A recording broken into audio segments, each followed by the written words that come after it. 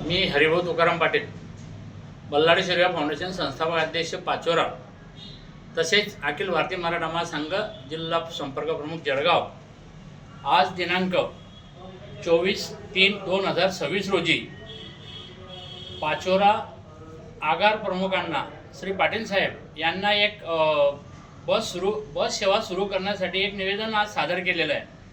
ती बस अशी आहे की पाचोरा येथून मोंडाळा, वाडी, सातगाव, डोंगरी, नांदगाव, तांडा, तिडका, वाकडी, पौरी, गोंदेगाव, त्याच मार्गाने खडकदेवळा, पाचोरा अशी सकाळची बस सेवा सुरू करावी। तसेच दुपारची बस सेवा पाचोरा, खडकदेवळा, गोंदेगाव, वनगाव, पौरी, वाकडी, तिडका, नांदगाव, सातगाव, पाचोरा या मार्गाने सुरू करावी।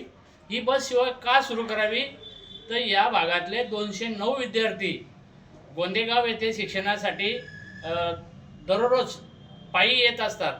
त्यामुळे पायी येत असल्यामुळे प्रत्येक विद्यार्थ्याला वेळेवर शाळेत पोहोचणं शक्य होत नाही।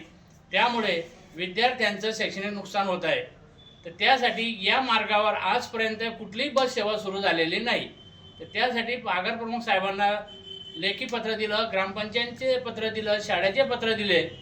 हे सर्व पत्रांची जुळवाजुळव करून सर्व एक पत्र दिलं, कवरिंग लेटर बल्लाडी शिरगा फाउंडेशनचं लावून साहेबांना विनंती केली की येणाऱ्या आता मध्यंतरी सुट्ट्या लागणार आहेत शाळेला, सुट्ट्या संपल्यानंतर सुरळीत तुम्ही सर्वे करा, सर्वे करून आम्हाला एक बस सेवा सुरू करा।